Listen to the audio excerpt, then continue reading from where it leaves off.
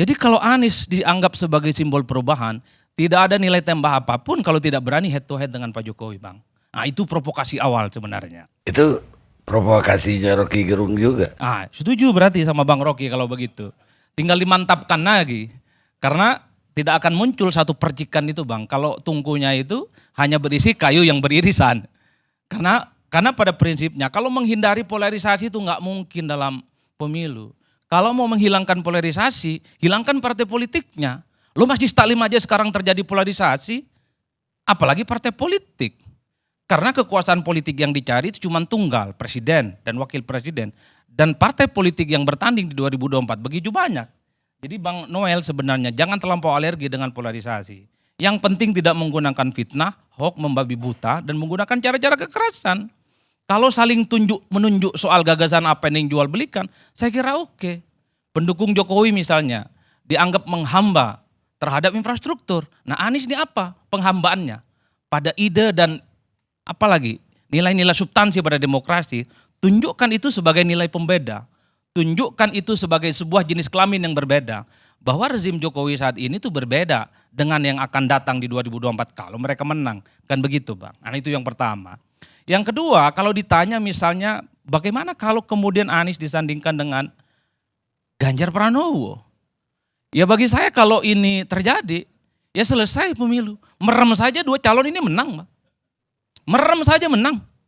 Tentu dengan tidak bermaksud mendahului kehendak Tuhan. Kalau dari angka-angka statistik yang coba kita diagnosis, pertama, kenapa saya bilang merem saja menang? Secara elektabilitas, dua orang ini saat ini memang sedang bersaing betul. Nomor 1 dan nomor 2. Tingkat kesukaan terhadap Ganjar, tingkat kesukaan terhadap Anies itu di atas 80%. Itu artinya apa? Pemilih Anies dan pemilih Ganjar enggak terlampau peduli partai mana yang mengusung. Yang penting Ganjar itu dapat tiket, yang penting Anies dapat tiket. Mereka kemudian bertemu dalam satu kongsi. Makanya kemudian kalau yang disebutkan oleh Mas Dedi di IPO, Anies dan Ganjar 41%, di beberapa survei yang kita lakukan bahkan melampaui itu 45% ke atas, Bang. Itu artinya apa?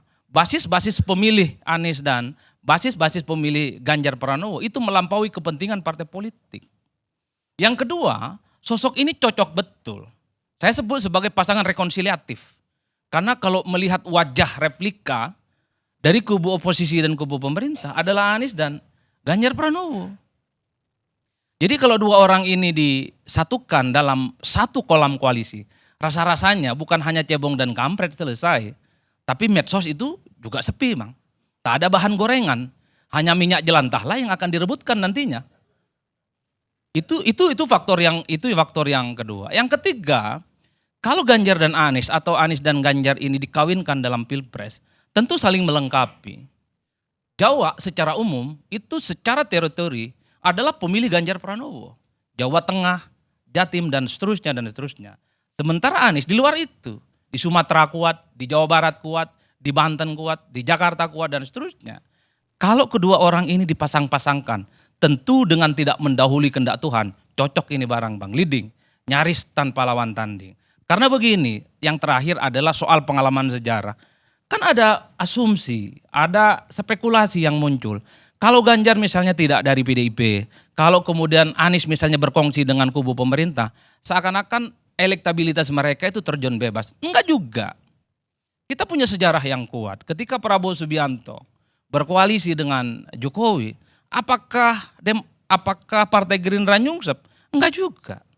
Masuk 3 besar terus dalam survei. Apakah elektabilitas Prabowo Subianto nyungsep? Enggak juga. Masuk dalam 3 besar survei.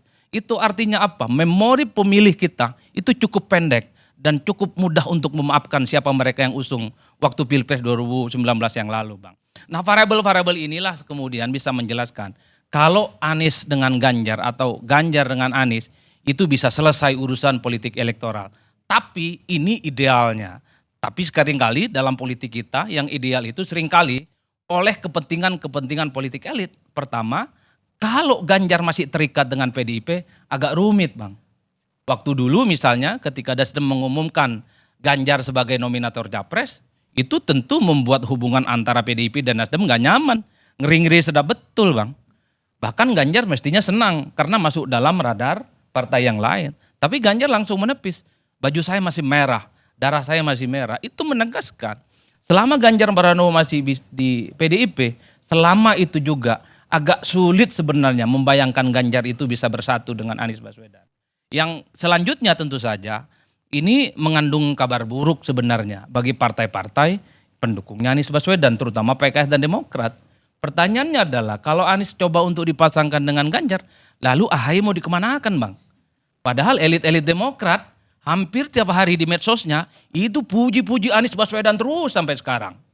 Bahkan melampaui pujiannya terhadap AHY, coba bayangkan.